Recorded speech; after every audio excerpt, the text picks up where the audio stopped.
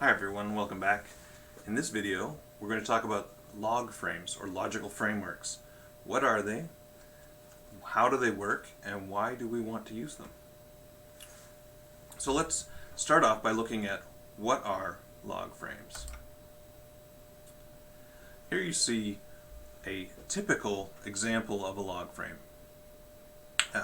You can notice that there are 4 columns, and in this case 4 rows. This is pretty standard, that you would go from goals to activities on the rows moving down the left, and that you would include these 4 columns: a summary or description, the indicators, a means of verification, and then your risks or assumptions.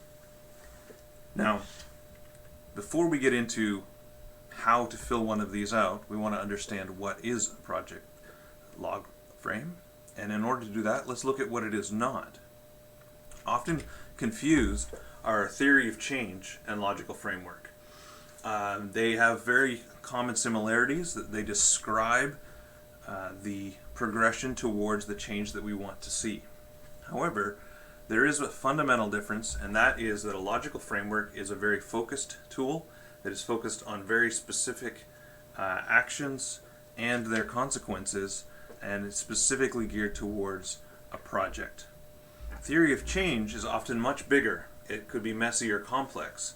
When you work with tools like a problem tree and an outcomes tree, you often find that there are many underlying causes which cannot be addressed by the organization, the business, or the people that you have, the team that you have together.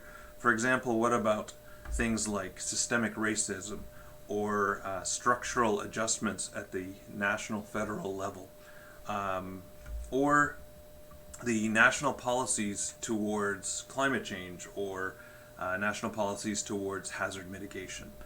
These are things that you might change slowly over time, but they're probably not the goal of your project. If you see here on the left, in this theory of change, there's a lot going on, a lot of different variables, a lot of even potential outcomes. You cannot even guarantee the way that we will get to the change that we want to see, because different variables will lead you down different pathways. The logical framework is, in this model, focusing just on one straight pathway.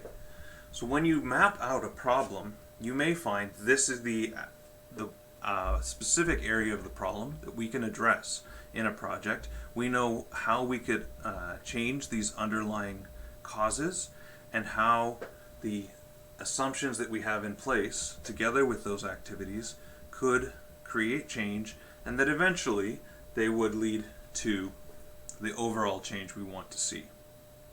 The other thing to remember is that your project may not lead to the overall change you want to see because of other projects or other activities or other influences. So in this theory of change, you can see the blue path gets to the blue oval within the box, but it may not get to that change unless the orange oval and the pink oval also happen. And this may be someone else's responsibility, or it may be a second project that we'll go back to and start working on the green pathway towards the orange oval rather than just the blue one that we're working on now. So that's a brief summary of how logical framework is only a component of your theory of change, but it's the component that's most important as we look at a project. So here's a short, condensed, empty version of a logical framework, and the question I often get is, how do we fill it out? Where do you start? Some would argue a top-down approach. Start with the goal, begin with the end in mind. Start with the goal that you have and work down to determine what activities you will need. Others would say a bottom-up approach. Depending on the organization or the project team that you're working with, you may have a controlled set of activities, and you cannot influence what you're able to do, but you can influence what those outcomes would be. For example, as a teacher, we have very limited activities that we can do in terms of ways that we can engage students, time frames, etc. We can only choose which activities we put into those limited frameworks to achieve the outcomes or the goals that we want. And so when we look at that, we may start by saying, what can we do in the classroom? What can we do outside of the classroom? Those are our two areas of domains of activity. My personal opinion is that you don't actually do a top-down or a bottom-up approach, but that you start in the middle. And the reason I say start in the middle, if you're working from a problem tree, solutions tree model, the fundamental problem that you plan to address in this project will be in the middle of that tree.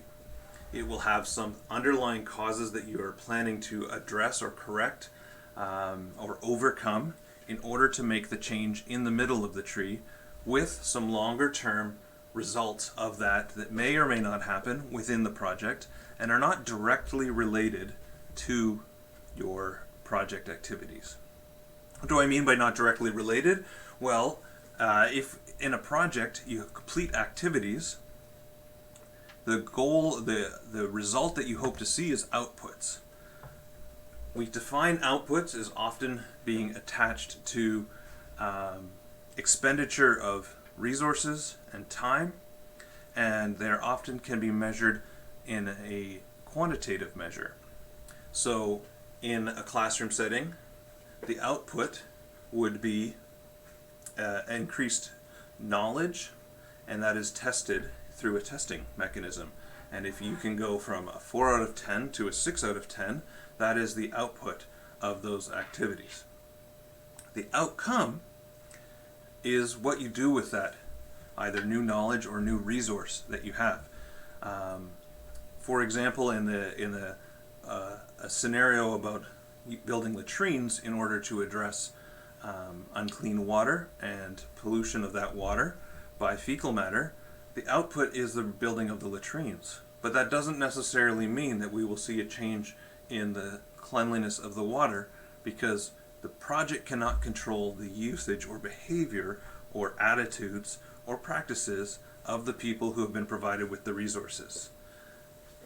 You can see this in any scenario. Just because you have a better computer does not make you a better programmer.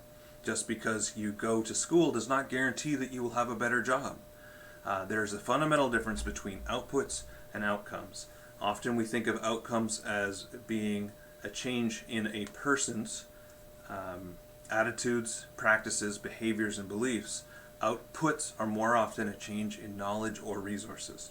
So that's the one thing to consider. Now, our problem that we often try to address is one of those two. It's an output or an outcome. We can see long-term goals when we think about unclean water. What are we really thinking about? We're thinking about health of the people drinking the water, and we're thinking about the economic productivity from a healthier community. So when we think about those things, those are not things that we are going to guarantee or even try to achieve within our project. By building latrines, you are not saying that when I build latrines, the economic well-being of the community will go up. You may assume that that is a long-term thing, but again, when we go back to our theory of change, the blue one might be building latrines and moving towards clean water, but there are other factors like education or environment or the economic market that might be one of the other columns or areas of change that is required to see the economic health of a community grow. So my recommendation to start in the middle is to start with your fundamental problem, which will either be an output or an outcome. The goal will be one of the top branches of your tree, of your solutions tree, something far-reaching beyond this project, but that your project will move towards, that you will take 1 or 2 steps on that longer journey. And then, of course, the activities and some of the outputs will be the steps we take towards achieving what we will achieve within this project.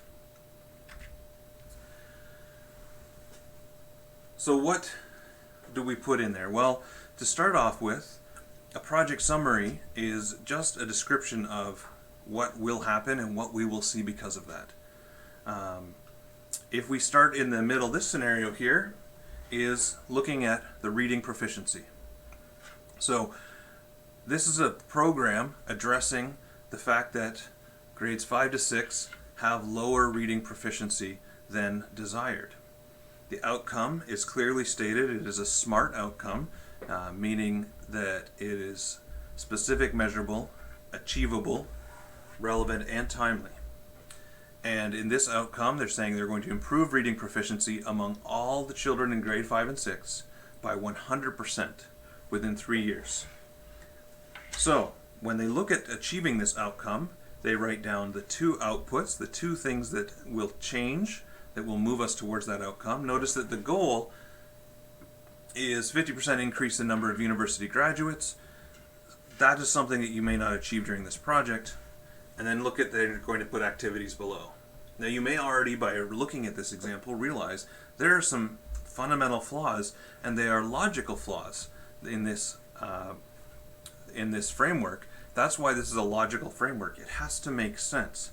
So look at the comments on the side. If we start at the very bottom, one of their activities is to distribute 60 kits, 60 reading at home kits to parents of children attending what is probably summer camps. Now if only 2 summer camps with 30 students are run, that means 60 kids, how will 500 students complete summer camp? Furthermore, if 60 kits are distributed, how will 500 parents help their children read at home?